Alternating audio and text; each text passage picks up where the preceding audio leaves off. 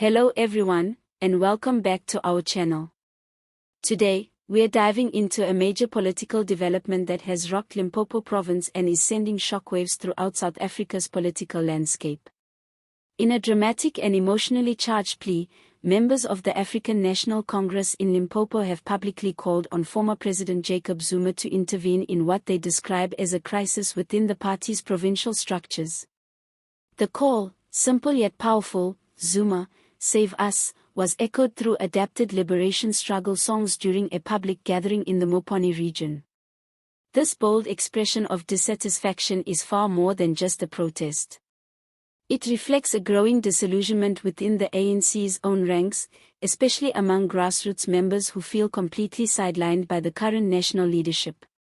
The incident has gone viral, igniting national conversations about Zuma's lingering influence and the internal fractures threatening the future of the ruling party. Now, let's break down what actually happened. At a recent ANC gathering in Limpopo's Mopani district, a large group of members, many visibly emotional and frustrated, sang struggle songs that had been altered to include the name of Jacob Zuma, with pleas for him to save the province. This wasn't some isolated complaint. It was a loud and public demand for help from the man many still view as a symbol of grassroots representation, particularly for the rural poor. According to eyewitnesses and local political insiders, the scene was filled with charged energy, reflecting a serious crisis of confidence in current ANC leadership under President Cyril Ramaphosa. The members accused national leaders of abandoning those at the grassroots level, the foot soldiers of the party who campaign tirelessly but receive little in return. They argue that while elites in Luthuli House enjoy the perks of power, ordinary people in Limpopo are facing service delivery failures, economic stagnation, and a total lack of political accountability.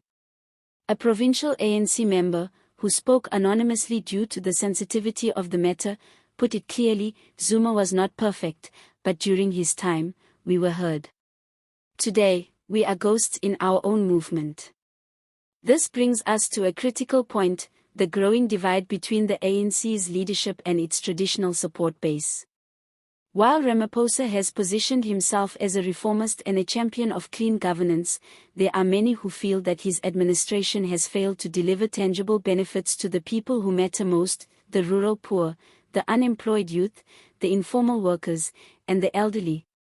In Limpopo, frustration has reached a boiling point. Years of neglect have left communities feeling powerless. Municipalities are plagued by corruption allegations, clinics lack medicine, schools go without textbooks, and roads remain in disrepair. These aren't just statistics, they are daily realities for millions. The call to Zuma is less about nostalgia and more about desperation. Zuma, for all his controversies, including his corruption charges, state capture allegations, and recent split from the ANC to form the MK party, still maintains a loyal following in parts of the country, particularly in KwaZulu-Natal and rural provinces like Limpopo. His populist tone and emphasis on radical economic transformation struck a chord with many who feel excluded from South Africa's democratic gains. It's worth remembering that Zuma is no longer a member of the ANC, he has effectively declared political war on his former party. Yet, here we are, with ANC members themselves calling for his intervention. What does that tell us? It suggests not only deep fractures within the ANC, but also a leadership vacuum that even Zuma's most vocal critics cannot ignore. This moment is also critical in the broader context of the ANC's future. The party has already been losing support nationally. In the 2021 local elections, it dipped below 50% for the first time. And now, with the 2026 local elections approaching, internal divisions and a growing trust deficit may threaten the party's grip on Limpopo, a province it has dominated for decades. What's even more striking is the symbolism of the plea. Liberation struggle songs are sacred in ANC culture. They are not simply music, they're history, legacy, and identity. For members to alter these songs to insert a cry for Zuma's help is unprecedented. It's a political statement of enormous weight. There are also broader implications for Ramaphosa's leadership. While he maintains a respectable image internationally and among urban elites, his popularity among traditional ANC constituencies has clearly waned. Many blame his leadership style as too distant, too technocratic, and too slow to respond to grassroots needs. The Limpopo situation exposes the vulnerability of his presidency within the party and underscores the need for urgent introspection. Let's not forget the factional wars within the ANC. Zuma's name continues to act as a lightning rod, not only for loyalists but also for those disillusioned with the Ramaphosa camp. The ANC is increasingly seen as a party at war with itself. While some members push for modernization and clean governance, others cling to the legacy of populist politics, patronage networks, and charismatic leadership. The open call for Zuma's return in Limpopo could also influence dynamics in provinces like Mpumalanga, Northwest, and even parts of the Eastern Cape, or regions where grassroots dissatisfaction is growing. If the party doesn't address these concerns seriously, the risk isn't just losing votes, it's political implosion. In response to the viral videos and rising criticism, the ANC's national leadership has so far remained relatively quiet. But silence isn't a strategy.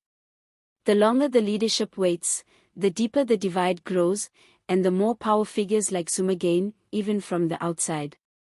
So where does this leave us? It's a critical moment for South African politics.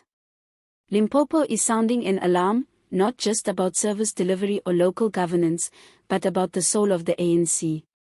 Are they still a party of the people?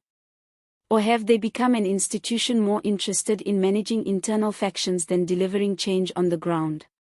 And as the 2026 local government elections draw nearer, all eyes will be on how the ANC responds to this internal uprising. Will they dismiss it as factional noise?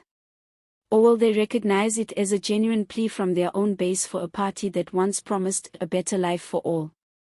One thing is clear, Jacob Zuma may be out of Luthuli House, but his presence is far from forgotten.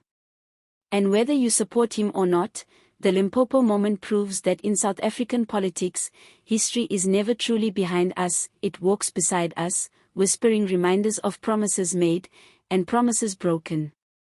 Thanks for watching. If you found this analysis insightful, don't forget to like, subscribe, and leave your thoughts in the comments. Do you think the ANC can still fix its relationship with its grassroots members? Or has the damage already been done?